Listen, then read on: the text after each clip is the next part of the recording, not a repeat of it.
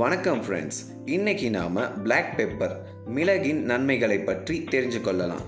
இந்த விஷயங்களை பற்றி தெரிஞ்சுக்கொள்றதுக்கு முன்னாடி நம்ம சேனலுக்கு சப்ஸ்கிரைப் பண்ணுங்க.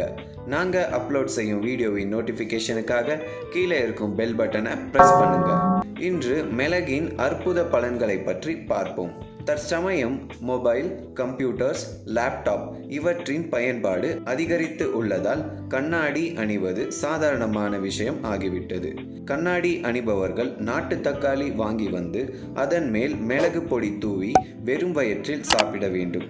1 மாதம் தொடர்ந்து வெறும் வயிற்றில் இதை சாப்பிட்டால் கண்களின் ஒளி அதிகமாகும்.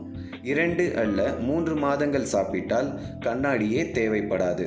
இதை பலர் செய்து பார்த்து பயனடைந்துள்ளனர். நமக்கு இப்போது இருமல் ஏற்பட்டால் மிளகுடன் பசும் நெய் சேர்த்து 1/2 ஸ்பூன் தூங்கும் முன் சாப்பிட்டால் பகல் பொழுதில் இருமல் வராது. இருமல் எவ்வளவு எளிதாக குணமாகும்.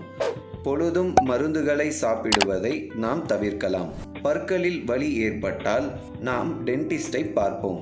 அந்த சிகிச்சை மிகுந்த செலவு தருவதாகும்.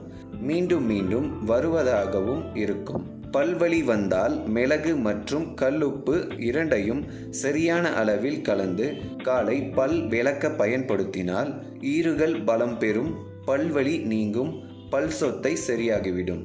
மிளகில் ஐரன் அதிக அளவில் உள்ளதால் உடலில் இரத்தம் குறைவாக இருந்தால் காலை வெறும் வயிற்றில் மிளகை சாப்பிட்டால் ஐரன் சக்தி அதிகரித்து இரத்த குறைபாடு நீங்கும்.